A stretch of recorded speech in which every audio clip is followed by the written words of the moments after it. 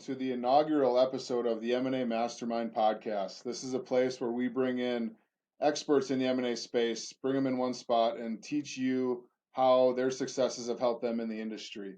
I am your host, Nick Olson, Managing Director of Cornerstone International Alliance, the only international alliance of lower middle market firms. And we are here today with a very, very amazing guest. He is a very special person for me. He brought me into this industry 3 years ago. I would consider him my mentor. He founded Cornerstone Business Services, a boutique investment bank in Green Bay, Wisconsin, 22 years ago. He was the youngest president and chair of IBBA and M&A Source.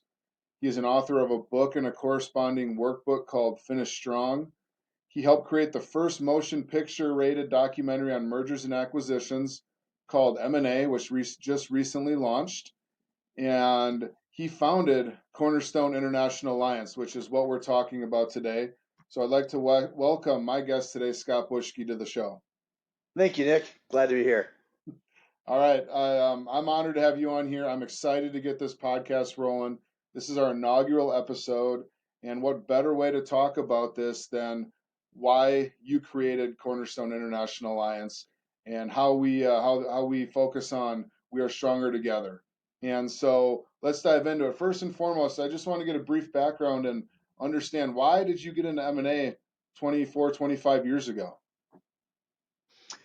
Yeah, so the old, me getting into M&A when I was 24, the old adage of ignorance is bliss, definitely fit here. That I was too darn dumb to know I should have never got into it, and the odds of success were not in my favor. But through through pretty much sheer willpower, and I was able to get through the first year or two, and then really what got me to kind of to the next level and kept me in the business was joining the IBBA, the International Business Broker Association, and M&A Source, and been going to conferences for 25 years now. One or typically two a year, and it's been those conferences that have really helped me not only survive in this industry at a young age, but also thrive in this industry by just becoming a sponge and learning as absolutely much as I could from the good courses and workshops and mastermind sessions. But where I got the most value in many times was seeking out people that I knew were experts in a certain industry or had done really well in a certain sector, and just buying them a beer at the lobby bar, or asking them to go out for dinner, or just sitting at the lunch table and saying, hey, can I ask you a couple questions? I'd love to learn more about X. And it was amazing how open people were to say, oh, absolutely, you're up in Wisconsin, I'm in Denver or Texas or wherever it is. I'd be happy to share, my thoughts with you. And then, and as I learned more, then I would share my thoughts with other people that were getting started or wanted maybe a different perspective on things. And it was absolutely amazing that, you hear people talk that, boy, that 3-day conference at M&A Source, that was the best 2 or 3 days that I've had in so long. I've learned so much. I gained so many things I could put into my business tomorrow, to make it better, to take care of my clients better, and to sell more companies at a higher value. But then we'd all go back home, climb into our silos, and not talk to anybody for 6 months to a year until you went to your next conference. And I'm like, why is that everybody kind of gets into their rut and just only listens to the people, which sometimes it's only one person or 2 or 3 people within the 4 walls of our offices. And I thought there had to be a better way of doing that. So that's where that was one of the reasons of why I started CIA, or Cornerstone International Alliance, is that I just thought that that best practice sharing, why can't we do that consistently? And my goal was not just to have anybody that could write a check be a part of another association. I didn't want to start another association that competed with IBBA or M&A Source or MAA or any of the others. I wanted to create this intimate group, kind of the best of the best of folks that all focus on the low middle market, and we usually define that as 5 to 150 million in revenue, 2 to 50 enterprise value, 1 to 10, 1 to 15, 20 million in EBITDA, somewhere in those ranges. They usually have one, if not more, 1 or 2 of those traits, if not all 3. And to be able to bring the best together to share best practices, and not just once or twice a year, but every single month, and sometimes more than a month. We developed this close knit community where we're all everybody that joins this group has the mindset that we're all, as you mentioned, we're all better together than we are independently. We're all successful independently, but together, sharing resources, sharing best practices, sharing industry expertise, sharing boots on the ground in different states or parts of the region of the country, or in other countries internationally. Bringing that all together, we can truly take care of that client, and ourselves be more successful, whether it be getting more deals done, or we've spent a lot of time on how to really run your practice, practice management, which doesn't get talked about a lot in the different associations, among multiple other things that kind of get covered. But it was really my my constant need of getting better and trying to learn more, and bring the best of the best people around me is why we started CIA. And it's really proven to be successful since we started it. Multiple companies in it over the last 5 years have had record years, and it's not all because of just being part of that, but it definitely, people have said, I'm more efficient, I get more deals done, I'm landing larger clients, because now they see I'm not just one office, I'm a partner of 26 offices around the country and around the world, which need to say was another reason why I started the alliance, is because I lost about a $35 million deal to a group, and when I finally came down to why did they like me, we had great rapport, we presented well, they liked our number, but at the end of the day, they picked another group that had more dots on the map. And I said, really, that's what it was, dots on the map? He's like, yep, they just had more dots on the map, so we figured that they had better reach and contacts to more buyers, and that's why they went with that group. And we knew we could have done a better job than what they did, but that was their measure of how well the group would do. So we said, hey, we could put dots on the map too, but let's put, again, the best of the best dots on the map. And that was one of the other reasons that you can truly look bigger than you are. You have this whole support team behind you, that we're all here to help each of the members, each of the partners, and it works out very well. I know that several of our partners have landed clients that they thought they otherwise wouldn't have gotten if they weren't part of the alliance, which is always fun to see. Yeah, absolutely. I appreciate the context as to the why. And you know, 5 years ago, we celebrated our 50th year anniversary this year, which was amazing. And you founded this in 2018. You started with 10 founding members. Um, Tell me about that group. What was so special about that group? And a lot of that group is still here today, and I think they're amazing people. But that group in particular, like, how did that process go when you started this alliance, and what were they saying? Like, what were they all excited about? Getting together and taking this venture on with you. Yeah, they are amazing people, and the founders were people that had that I knew had a lot of respect for, utmost respect for, because again, we had people that wanted to join the group and just be write a check, but we didn't want people that, even if they were successful, that maybe they were know-it-alls or they weren't fun people we wanted to be around. So it was people that were ethical, people that were very successful, but also people that are just good people. And the founding members, they took a risk on us being the founding member of not and believing in the vision that we had, that we were going to build off of this and do all the things that you've been able to help us do, Nick, as the managing director. But just good people that believed in our vision. And it's like we like to say a lot of times, this is not a spa, this is not where you come and Hmm. get pampered and, hey, let us just do whatever we want and you sit back and don't do anything. This is more of a gym. The more you put into it, the more you're going to get out of it. So these are people that are sharp and successful, but they also want to learn. They want to share, they want to interact and engage with other like-minded professionals who are thought leaders in this lower middle market M&A advisory services. So that was important to me. It was to get a good core base of companies and individuals that are just good people, that we knew that as other people saw who was a part of this, they would want to be a part of this. And now as we grow with 26, 27 members, and our goal is to get to about 80, 85 worldwide. We don't need we don't want 2,000 members or anything else. We want to keep this group of really a tight knit group, but we're truly covering every state and every country that we think we would want to be in, and that's where that 80, 85 number comes up. Yeah, so you kind of hit on your goals, but what other goals when you started Cornerstone International Alliance? What did you want to set out to do, with the group? And we're here 5 years in, like you said, we're at 26, 27 firms. we're international. Like, take a step back 5 years. Like, was that like in your thought process? I know it was, long term, but we're 5 years in. Like, where do you compared to where you thought we were? Like, what do you think about what your original goals were? You know, I think I'm that visionary that I see that, I see where they could be, but it's not always exactly crystal clear of where, what the ultimate goal is. But I knew I wanted to build a group where, again, we had the best of the best lower in the market M&A firms that we could all support each other, and then get resources that instead of everybody paying retail, we could get wholesale cost or much better pricing. And we've been able to do that much beyond with a lot of your help. The tools that we have, the part of this program, are really second to none, and the cost benefits are significant.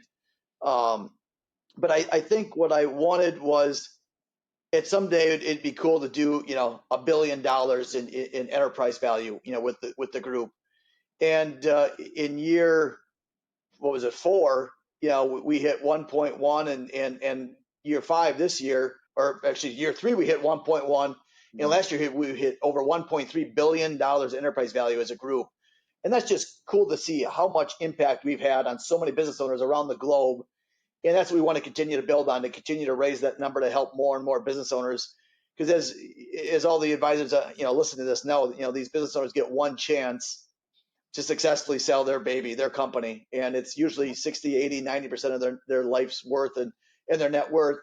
And if we can help by providing more resources and more best practices to each of the partners within the alliance, that's what gets me excited. And that's what I want to continue to grow, and not just in the United States, but now as we're growing into Europe and Asia, and further, we're down in South America. We really wanted to, continue to expand on that, so people can really say that if the deal warrants it, the opportunity warrants it, we can truly take anybody's deal to the world and make sure that it gets that global awareness to maximize the value, bringing the number of as many buyers to the table as possible, to allow that seller to choose, who's the best fit for them at the end of the day to succeed their company, and carry on their legacy. Yeah, and you mentioned the international focus or flavor into our group, and I remember 2 years ago when we brought our first international member to the group. We were, I believe, 22 U.S. based, firm strong, and we're like, well, we got international in name, so we might as well bring in some international members. And it was kind of like a little bit of a snowball effect where we brought Forward Corporate Finance in as our first international member 2 years ago. They're based in the UK. Amazing people, Rob, Sarah, and their entire team. For sure. Amazing.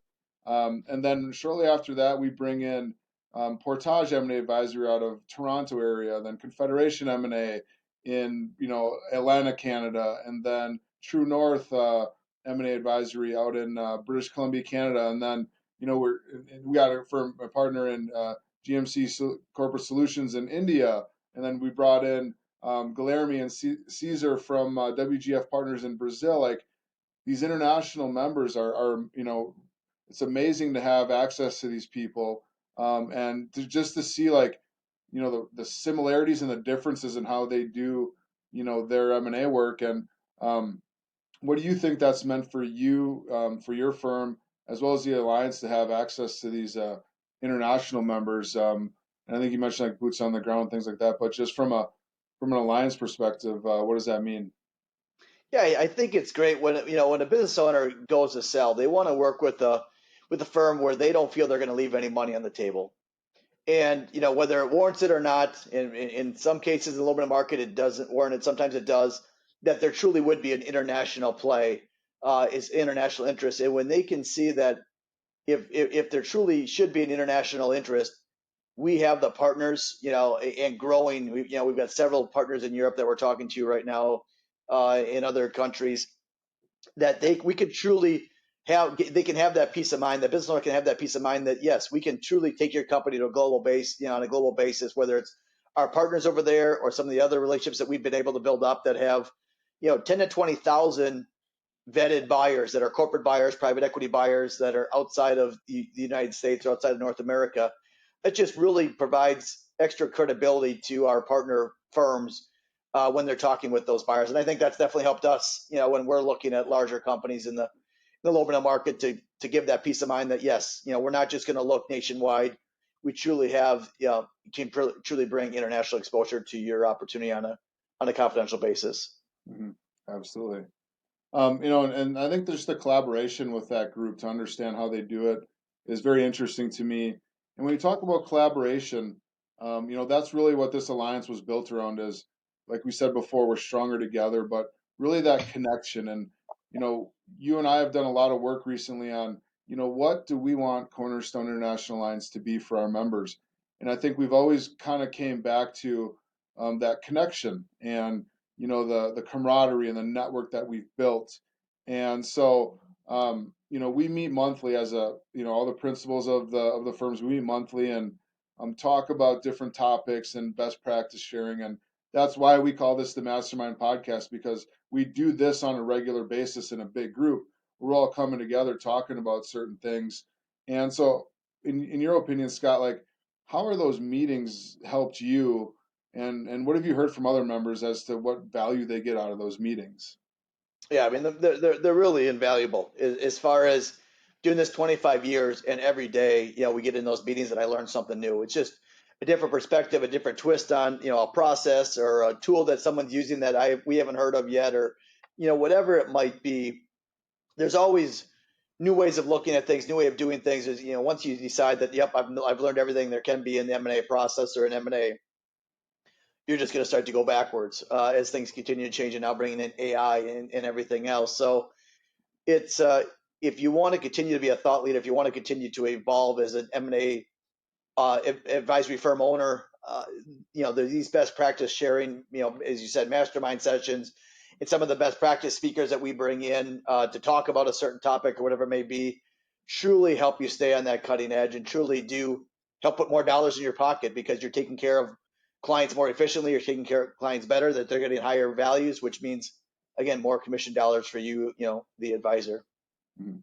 And you mentioned, one of the reasons this thing was started was because you guys had great conversations at these conferences. And, I started with Cornerstone International Alliance 3.5, 4 years ago, right before COVID hit. And I was really excited I specifically remember this. We're going to go to Louisville at the M&A Source Conference in spring. We had a suite at Churchill Downs to go check out the opening night of the Kentucky Derby. First time I was going to meet our entire group in person, and then COVID hits and changed our world, turned it upside down. I think the first 2 years of me being with this alliance, I didn't see anybody in person. We talk like this on Zoom calls all the time. And then I think 2 years ago in Houston, we got together in person for the first time, and I can't explain in words how amazing that was. Maybe it was a little bit of Zoom fatigue, but just being in person together and doing these mastermind sessions was amazing. And I can definitely see like why that inspired you to be at these conferences and talking with these individuals and being in person, and then coming back and hopefully bringing a handful of things that you can do to implement into your practice to make it better. So yeah, I think these conferences are amazing, and we've kind of doubled down on those conferences. And we went from meeting at M&A Source twice a year. Now we're running our own 2.5 day conference, really diving in deeper. And so why don't you kind of hit on that as to what the thought process was there as to let's have our own bigger conference together and see what we can really do. Yeah, I think, again, there's nothing that replaces getting together in person to build rapport, to get to know people, and to really learn as best as you possibly can. This is great, and it's efficient to do podcasts and to meet virtually, and obviously that's how most of the world works these days. But we believe in the M&A Source and their mission to to continue to help evolve lower to market M&A firms and advisors. So we piggyback off, usually in the fall. We'll piggyback off of that conference with a day meeting the day before, a full day meeting the day before, and getting together and doing some mastermind sessions and things along that line. But we really wanted, what our members have told us is, boy, this is so good to get these kinds of people together where you can really share best practices and learn from each other at that level. We need more time. We need more time to share. We need more time to get to know each other and bring in speakers, and everything else. So instead of trying to piggyback off of just the M&A Source conference, because that's another 2.5, 3 days, and that would get really long, we thought it would be nice to have our own conference. And like you said, about 2.5 days is what we found is probably the right way, because that allows, no matter where it's held, And usually it's going to be in February, and it's going to be somewhere warm because we're in Wisconsin and it's not warm in Wisconsin in February. So, yeah, we'll probably go to Phoenix or Dallas. We were in Orlando before. We were in Tampa. Um, you know, to have that conference, so it's long enough that it's enough time that people from further away will fly in. So, especially with our international members, there's several that are excited that they said, hey, if it's a day, it's really tough to get here, even though it'd be a great time for a day. But if it's 2.5 days, 3 days, now that's enough meat on the bone. That's enough time to fly in from wherever they are around the world to come in for that one meeting a year, because they know if they miss it, they're not going to see the group for another 6 months or a year if they wait for the big conference. So we want to make it as special as possible, and we've had great speakers come in. We've had a lot of great topics, and again, our members or our partners design the topics. It's what's important to you. What do people care about at this stage, and then let's talk about it, and let's bring in, if there's an expert, let's bring him in and have he or she talk about it. So it's a good time to get together. Again, the more trust you build with people, the more you get to know each other, the more trust you build, and the more you're willing to share. So like I did a deal. For instance, I've got to know Bob McCormick very, very, very well from Murphy McCormick, and they've got a great shop. And it's because of M&A Source to get to know them in CIA, we've sharing information back and forth. That we're both working in the same industry, and I had gotten my deal done, and Bob was just at the IOI or letter of intent stage, I forget. And I said, boy, this group is a really good group. They've got money. They just bought this company. I think your company would be a great synergistic strategic fit. He's like, well, I'm already at this stage, but if you want to bring him in, bring him in. And I brought them in and said, guys, you got to move quick if you want to do this deal. And out of, I don't know, 20 buyers, the 20 offers that Bob had, our group that just had bought a company from us literally 3 days ago went forward and ended up being the best buyer for Bob's client as well. So it was, again, because of that collaboration, I knew about what Bob was working on.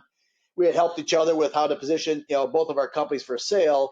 That I was able to say, hey, Bob's a great guy. He's got a nice company for sale. I would talk to him immediately, and Bob was able to get that deal done with our buyers. So we're sharing, buyers back and forth. We found companies that weren't a fit for Cornerstone Business Services that are a fit for other groups we brought them in and referred that to one of our other partners that might be more healthcare focused, like our group out of Chicago or whatever it might be. I've partnered with another group. There's another partner of ours is up in Canada that said, boy, we think the client thinks the buyer's probably going to be a buyer from the United States, and I'd really like to partner with you on this deal, and just have another set of eyes. So now he's got not just himself with a small shop, but now he's got our shop as well, and the two of us are going together. We could bring the expertise and the know-how from the United States. They've got the relationship with the client up in Canada, and we think that's going to be a great opportunity that he may or may not get if he was just by himself, or if I was in the same situation. I know I brought people in because I'm like, okay, are they going to perceive that we're big enough, or have we done enough deals in that space? But if I could bring in an industry expert, either formally or informally, and show that, yeah, I've got access to, this gentleman in Florida or wherever it might be, that all they do is insurance companies, let's bring them in to work with you, and just a very collaborative environment. So we're all, here to share, not only in best practices, but also to share buyer information, sellers, and the whole goal when I set it up was to make sure that the client at the end of the day is taken care of as well as possible. So whether that's me sending it to one of our partners and getting a referral fee, or we bring them in and we share fees at our different levels, or whatever that might look like, or he or she's just going to help me from behind the scenes. Again, it helps me get a better chance of landing these bigger, better clients, moving up, up the chain in the low middle market. Or helping someone do the same thing. So it's been good for our business.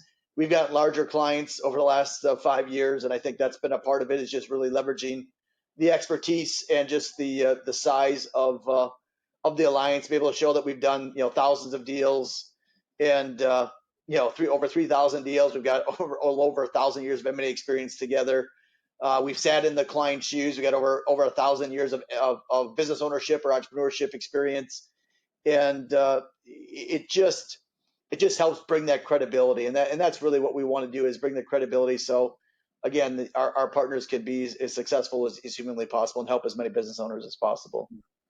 Yeah, absolutely. And I think one thing that just dawned on me too is I get a kick out of is we used to collaborate through email, um, and ask like it was we used to ask questions, posing a question to the whole group in an email, and you guys know how emails go. Like it's very good, it gets bogged down, and so we created this chat situation where we can just pose a quick question to the group. Hey, I got this technology business. Who's done a deal in that space in the last year? And you'll get 4, 5, 6, 7, 8 responses, and then you kind of take that as a sidebar and go, dive deeper. But really being able to connect these individuals, just a quick chat, like I think that's been great. Yeah, no, I think it's there's some of the different tools that you've put in place to just help the communication flow. It has been great, and we continue to add new things to the resources, which is always fun to see what how you continue to build out the alliance. But yeah, it's been great for us. It's been everything that I wished it could be as far as having the right people on board. Again, this is not for everybody. This is not for Main Street business brokers that are very successful. It's not for companies doing 200 million in enterprise values. But if a lot of your deals are in that 2 to 50, $2 to $75 million enterprise value, or 5 to 100 million, 150 million revenue, those are the clients that we want to take care of, because we found that those are the largest. We think it's the most underserved, underrated marketplace in the whole ecosystem. There's a lot of business brokers that do a great job in the $0 to $2 million deals, $0 to $3 million, your bars, restaurant, retail. And then there's the bigger investment banks that get in $1 million fee or in above. But between those two, we see just hundreds of thousands of business owners, that we can help and take care of, because it's just very, very fragmented, and they're very underserved. And that's the market that we want to, as a group, we want to really dominate that marketplace and do something special. Scott, I think you identified very well, like as far as the type of clients we work with. But when we look to bring in new members, I think we do a good job to make sure they're the right fit for not only us, but the guy it has to be the right fit for them, because if it's not, then they're not going to get the value out of it. They're going to feel like it's not important to them, and it's just not going to work out. So I wonder if you could, obviously the revenue's been stated, but outside of that, like what does our ideal partner member look like for maybe that next member that wants to join our group? Yeah, I think it's someone that number one, they're not right on top of another member. If you're both generalists, so it's someone in a territory that we're not in, or ideally, it's someone that's an industry expert. Like Michael down in Florida, all their firm does is an insurance company. So we know if there's an insurance company that comes in, I'm sending it down to Michael's group, because that's all that they do. But most of the companies, most of the firms in the alliance are more industry agnostic or generalists, which is fine. That's we are as well. But so someone that's in a state that we're not in, or a country that we're not in, someone that's, like I said, industry expert, and we don't have that industry expertise as part of the alliance yet. I think is really is where we start to look. But then it's, again, are you focusing on these clients that are in that 5 to 100, 150 million revenue range? That's a big piece of it. What's your closing ratio? How successful are you? Have you been in business for 5 years or more, or are you just hanging your shingle and looking for something to leverage? We're looking for people that have typically been in the business for at least 3 to 5 years or more, because then they can share, and we can teach each other, learn from each other. Um, but someone who's willing to learn, someone's willing to put in some time. Again, it's not, we don't have 1,000 meetings. It's usually one, maybe 2 times we get together a month. But just being able to engage and share and be a good collaborate, understanding the benefits of collaboration. Other than that, it's someone that someone who wants to continue to invest in themselves and in their firm to make themselves better. They, we a lot most of ours are market leaders in their area, or thought leaders that they've got a strong brand, and they want to have something power that brand. So again, it's not changing your name to Chorus International Alliance. It's ABC, M&A firm powered by the alliance, or whatever it may be. So you keep your brand, but we want to enhance everything from that standpoint. But I think it's someone that wants to learn, wants to grow, wants to give back, wants to take their company to the next level, move upstream, but already is working in that low middle market space. Good, solid closing ratio, ethical groups. Those are typically the groups that are good fits for the alliance. Yeah, and I know something that you kind of hit on, a lot of it, but culture is a big thing for us. We, we trust each other, we rely on each other. We're friends as well as colleagues, and that rapport, that culture that we've built, I think, is amazing, and it just fosters more collaboration, in my opinion. So I think to our, and it's not just you and me picking who's coming in. Like we have a process in place. We have our advisory board, our whole Yeah, there's membership. interviews, application and interviews, checking references, and then our advisory board votes on it, and the whole group votes on it to make sure that it's a good fit for the group. We're not just bringing in people for the sake of bringing in people. So, yeah, if anybody's interested in learning more, definitely give Nick a call or email me and get you more details on what it is. But it's a great group of people. We're looking for great people to continue to add to it, and love to chat with anybody about it. All right, Scott. Last question. This is a good segue. Where do you see CIA going in the next 5 years? Yeah, in the next 5 years, I expect that we will be at that 80, 85 members. So we are truly a worldwide organization, having great collaboration, still keeping that intimacy and those mastermind sessions and that communication flow. It'll be the brand in the low middle market that people will want to look into because of just the sheer number of tools and industry experts that we have, and the referral base that we'll have of other trusted advisors, of financial advisors and CPAs and things like that, that will want to work with one of the alliance members or partners. So that's really where we want to see it. Is we want to get the best firms in each country, in each state within the United States, several industry experts to all come together, and again with that philosophy of we are all better together than we are individually. Very well said. Could not have said it better myself. Well, Scott, I want to thank you for your time today. It was, I know we're going to get on this podcast a couple more times in the not so distant future. We got a lot to talk about, as well as other members and people who we work with. That's really what this podcast is designed to do, is really to bring experts like Scott, like our members, like those people we work with outside of the Alliance, to make sure that everything that comes together properly in the way it should to best serve our clients. So definitely come back, check out our future episodes. You're going to leave, in my opinion, with a couple of takeaways that'll help you in your practice. So one thing that would really help both of us out is to share and comment and like this episode. Get it to anybody who might be interested or might find value in learning about the M&A industry, specifically in the lower middle market. And be sure to check out all of our episodes at cornerstoneia.com/podcast. Scott, thank you so much for joining me today. I appreciated the time.